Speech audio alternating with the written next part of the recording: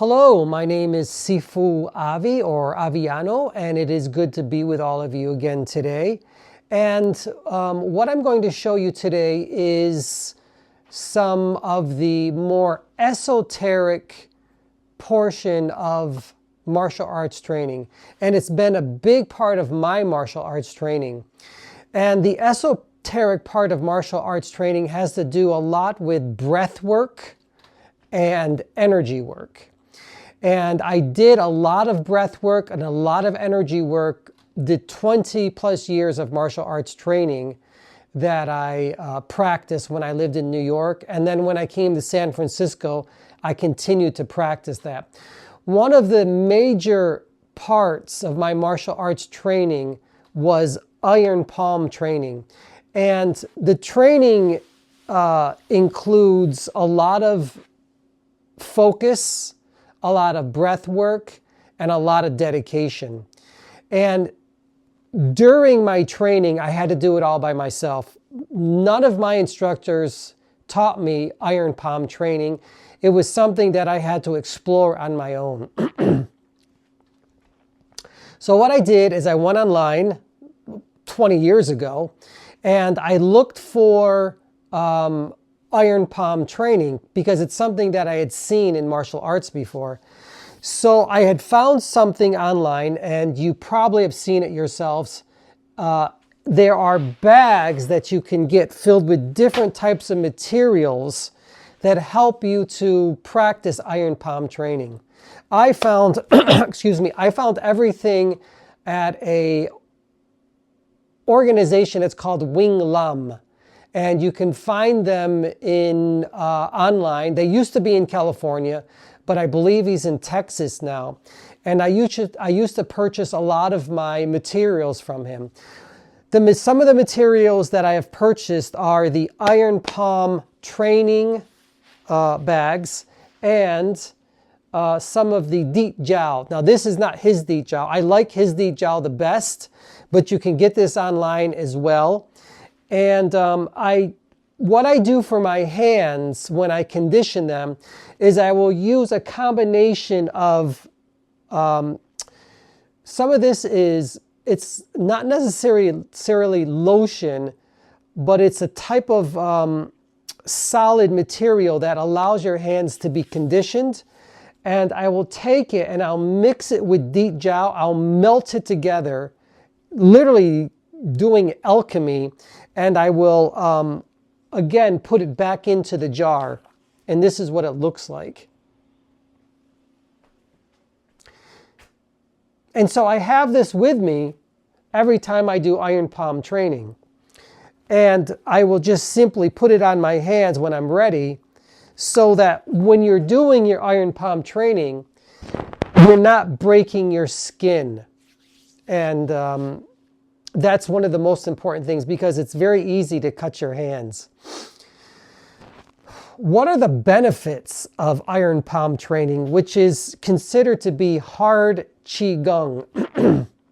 There are many different systems out there that you can practice iron palm training.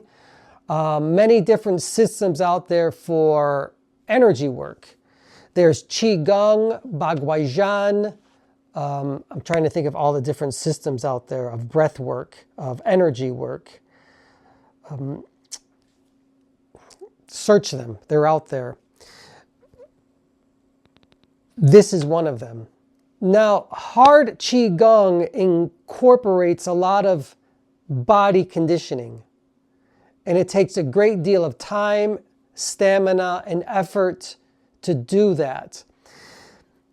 I don't always recommend iron palm training as a martial artist.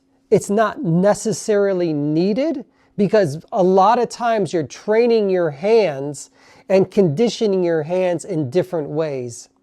That's why I said this is more of an esoteric part of martial arts. When you are executing and practicing the martial art of qigong, if it's even considered a martial art, it's more of a subsection of it. What you're literally doing is you are fracturing very small portions of your bone in your hands. And then over time, they repair themselves. They become thicker, more dense. It's kind of like lifting. When you lift weights, resistance training, especially lifting, you are tearing the fibers in your muscles. And then over time, you give them time to repair themselves. They become more dense and stronger. It's basically the same thing when you do iron palm training. The microfibers or parts in your bone are starting to break off a little bit, shred, just very small amounts. But over time, your hands become dense. You don't want to get your hands calloused to the point where they become disformed. That's not good. You just want to focus the energy in your hands. And slowly but surely, they become a bit more strong, more dense. You'll see over time what happens. For me, it took many, many years to learn this esoteric art. And during my time, I used it to, when I was practicing a lot in New York, to break bricks in competitions, to break wood in competition, and to demonstrate how the chi, the prana, the breath can be used to break. And that's all it is. But it's also used to strike. You use your chi to manipulate energy. Whether it's here, on the bag, with an individual, or simply as an individual, as a human being. You use your chi as a way to maintain yourself, your posture, your composure. And it demonstrates to other human beings who you are in this lifetime. The more you practice, the more you start to discover who you are in this lifetime. That is the esoteric part of qigong, tai chi, baguazhang, all of the internal martial arts, and even hard qigong as well. So let's get started. So the first thing I do, I try to make this as sacred as possible. I know it sounds a bit bizarre, but this for me is a sacred activity. And what I mean by this is that all things in life are sacred, if you can see it that way. This is an extension of who I am as a human being. So what I like to do is I like to light a candle, light some incense. I don't know if you can see me here lighting a candle. I'll light my candle.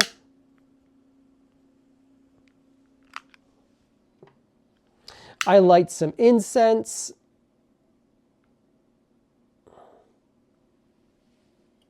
Many times when I was in New York practicing, the incense was an indicator of when to start and when to finish. And what do I mean is that the incense was actually my timer after a while. So it might burn for a half hour, and then I would know that that was it. Time was up. Because I don't do that any longer, I'll use a timer. I usually use my phone to time everything. But today I just have my clock. It will show me how long I'm going for. And that's what you do. But you must take your time. Now, iron palm, there are 3 different bags you can use. The first bag, let me see where it is here. I believe it's this one. It's filled with beans. They're called mung beans. This is it. What I like about this bag, it's good for beginning. Also, you can take your bag. Another way to just strengthen your hands is just grabbing it. And you can do that with each bag. But we're not focusing on strengthening our fingers as we are conditioning our hands. So the first bag are filled with mung beans. The second bag that you advance to is filled more with stones, and it's definitely heavier and more dense. The next bag, the third bag, is the heaviest, and it's filled with iron shot. It's very heavy and it's very dense. So what I do is I will put each bag one under the other. Now, even before I get started there, I want to show you that underneath this, I have cinder blocks. You can see them. And I put a cover over it because I try to make everything look beautiful. I try to make things look clean. In life, at least for me, I like things that are clean, crisp, beautiful, sacred, holy. And when I practice, I'm going to keep that in mind, that things are sacred, holy, clean, and that's how I project myself as a human being. In my martial arts, I do exactly the same thing. It's a sacred ceremony when you go on the mat and you practice with others, and then when you practice by yourself. Make it that way. That's how you start to understand little by little who you are in this lifetime and how to reach a different level of reality, of consciousness. Think about this exercise as helping you to expand your consciousness into something greater than this perception of being a human being. Again, the esoteric part of martial arts, whether it works for you or not, perhaps it will, perhaps it won't, but it did for me. And it's one of the training methods that was unbeknownst to me that allowed me to open up my consciousness so that I could become something greater. And it wasn't something I'd planned to do, but I became a channeler 12 years ago as a result of all of the different practices that I did in groups and on my own. So let's get started. So what I'm going to do, what I always do is I'll swing my arms backwards 10, 20 times, and you get the blood flowing to your fingers and your hands. Loosen up your upper body and your arms and your hands and your fingers. There are different ways and different exercises to do that. In combat Hapkido, we spent a lot of times of loosening up our fingers because everything, all types of joint locks. So we always had to loosen up your fingers. Loosen up your fingers all the time if you're going to practice this type of art, this type of training. You should always loosen up all the time, before any type of exercise. So I take a little bit of this and I'll put it on my hands. Because we're going to be conditioning our hands, and we don't want our hands to become too dry, because if they do, it's very easy to cut your fingers.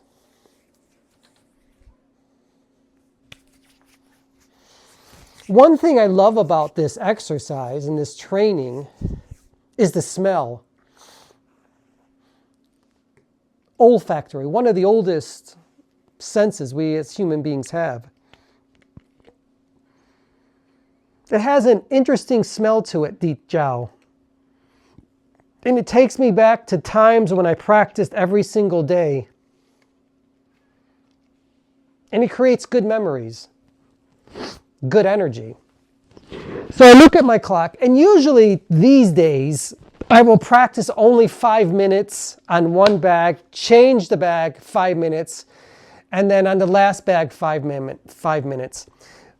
If you're going to start doing this, I only suggest you do it little by little, 2 minutes, 2 minutes, 2 minutes each bag. Next time, 2 minutes, 30 seconds, 3 minutes, and you slowly work up to it. That's why it's a very slow process. It takes a lot of time and a lot of effort, but you can do it. This is your practice, your unique practice. It's uniquely yours. Again, oftentimes I'll have music going on in the background, but I can't do that because of different types of laws. You can't put people's music on. But we can do this. So again, I try to get into a horse stance. I have my knees bent a little bit, nice and loose.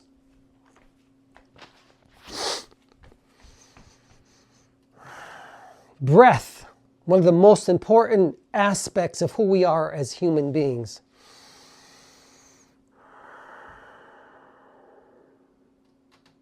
And I start with my ujjayi breath.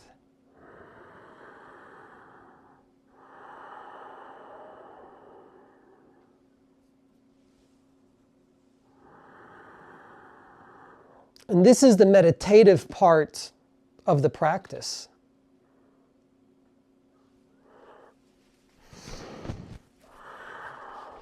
And then we start. Palm. There are 5 strikes. Back of the palm. Chop or side hand. Tiger claw. Back fist. These are my unique strikes. You can do whatever you want, whatever strikes you want when you practice. Then I switch to left. Palm strike, back of the hand. Chop or shuto. Tiger claw, back fist. As you go, you start on one side of your bag and you work to the other side. And you keep going.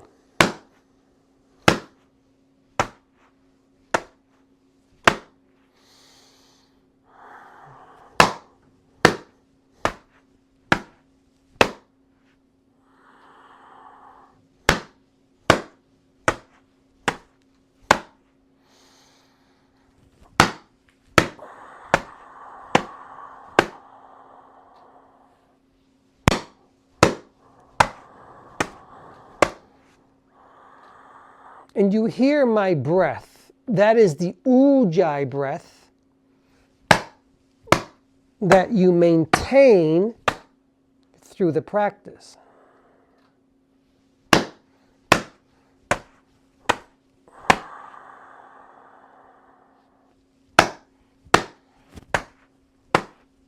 Now, usually I will do this for 5 minutes on the bag, which is made of mung beans that are inside. So these bags are probably 20 years old plus. They'll last forever if you take care of them.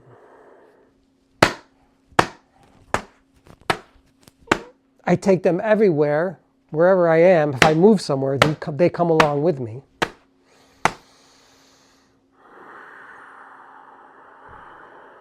Hear the breath. This breath helps you to maintain your focus.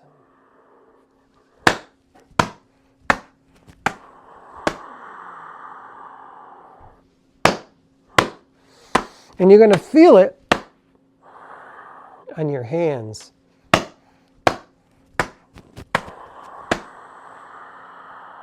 That's good.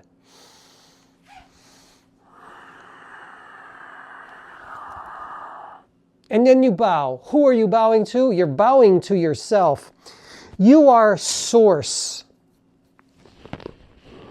You are the proverbial god and goddess. Remember, everything is within. I believe Jesus said everything is within. Buddha, within. Everything is here for you. You're here to discover it. And we're discovering again who we are through our iron palm practice, esoteric part of your martial arts. The Ujjayi breath is a breath that I learned in yoga, and I use it now when I channel, or it uses me when I channel. Goes directly into an Ujjayi breath. It's a constriction of your glottis, but breath is coming in through the nares or the nose. You can constrict it on the inhalation and on the exhalation. And it slows down everything. Now we're going to switch bags. Underneath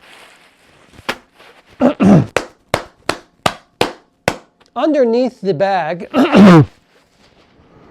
you can place, I place the stone on top now, and I have the mung beans on the bottom. Okay, we're going to do it again.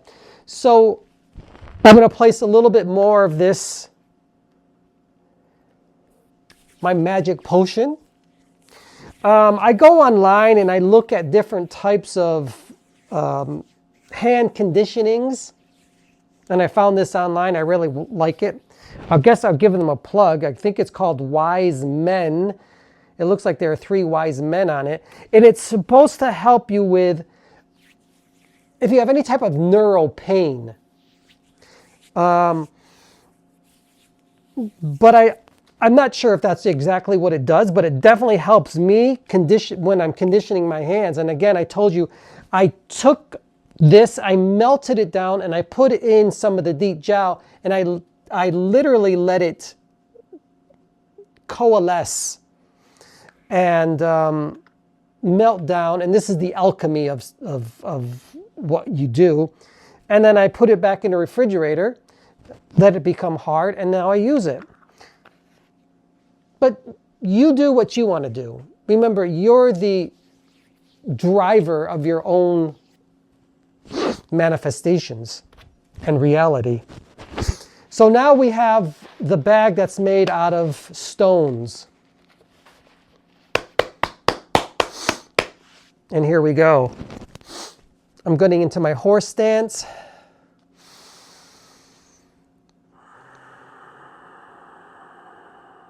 Starting to focus. Chi in, chi out.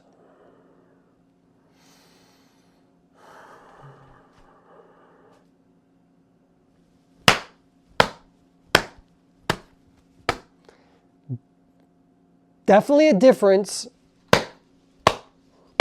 in the feeling.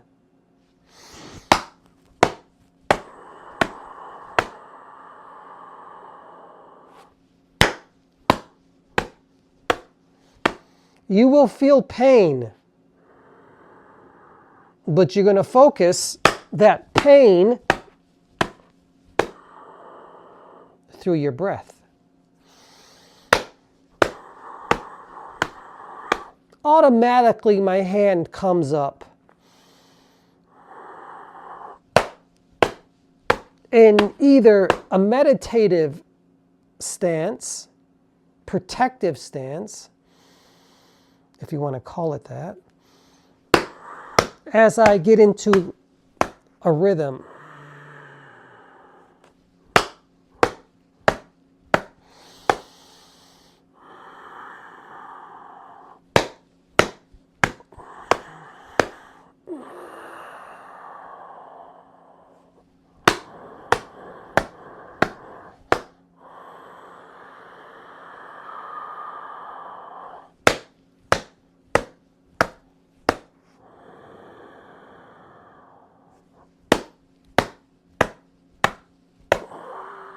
And it becomes a very meditative form of exercise.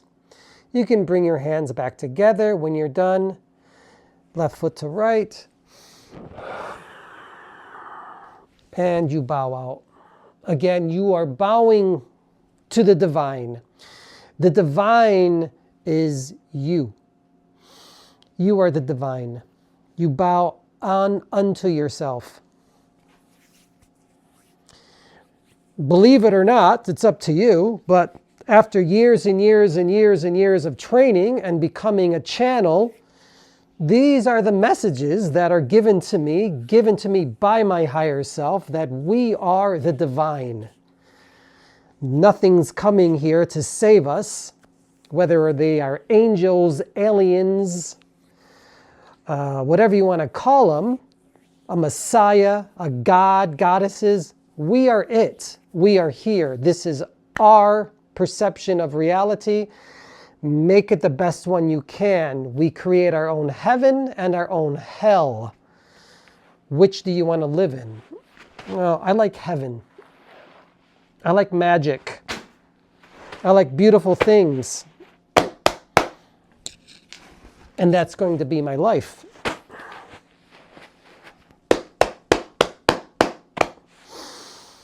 I like solitude. I also like giving to others. As a pediatric speech and language pathologist, I work with children with special needs in the Hispanic community, and I give back to them. Children with autism, Down syndrome, cognitive problems. Find what you can do to give back to others. As a channeler, I do the same thing, but I give back to adults. How are you in service to others?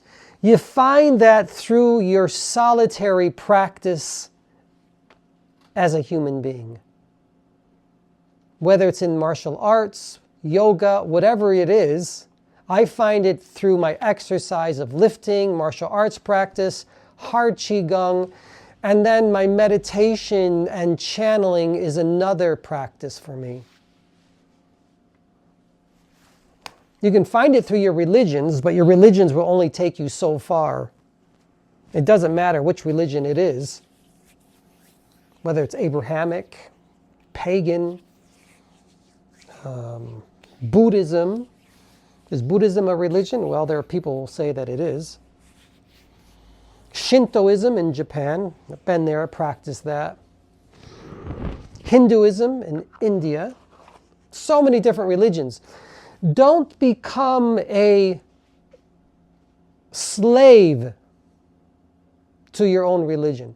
Use it as a stepping stone to something greater than yourself.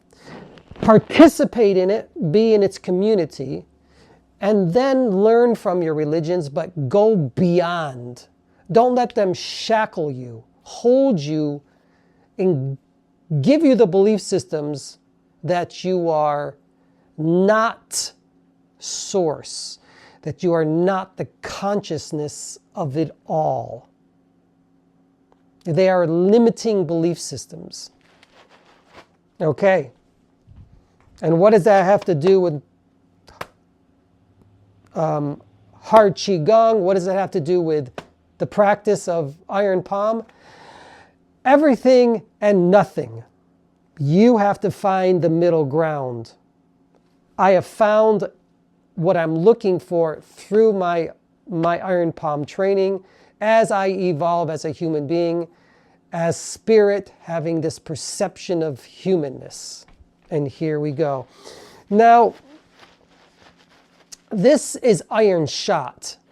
This is going to take time for you to practice on. My suggestion, no more than 15, 30 seconds at the most when you start, because it hurts.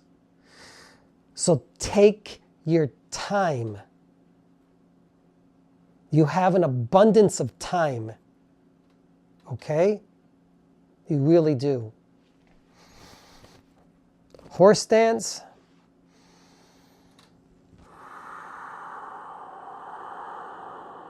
Ujjayi breath.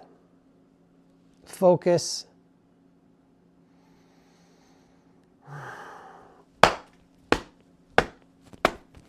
This bag is unforgiving. It doesn't move too much.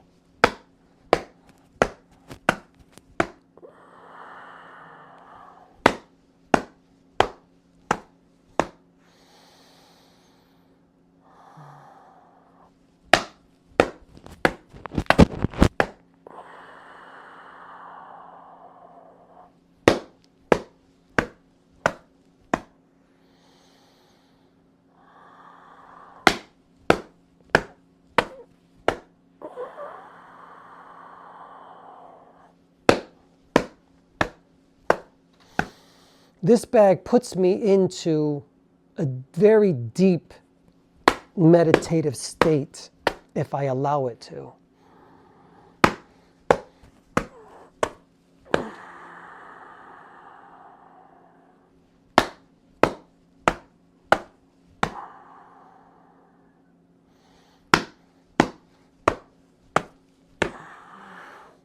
That's all I'm going to do right now.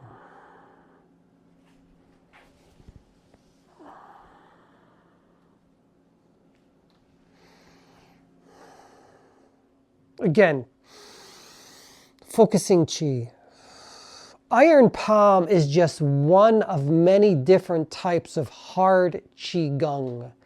There is iron bell qigong that you hit your skull with to condition it. You can do with your bodies. There are different types of bags that you can purchase to practice hard qigong. You find the practice that is best for you, that is suited for you. And remember, let the practice lead you into something greater. Where is it taking you on your martial arts path? Where is it taking you on your spiritual path? Martial arts can be a very spiritual path if you allow it to be. And again, my name is Sifu Avi, or Sifu Aviano, and it is an honor and privilege to be with all of you. I hope this inspires you a little bit to go out and find your own path and do your own thing and find who you are in this lifetime through your martial arts practice. Be well, be of grace, be of gratitude, be of service, and be of love, and share these qualities of who you are as a human being with others. Peace be with you.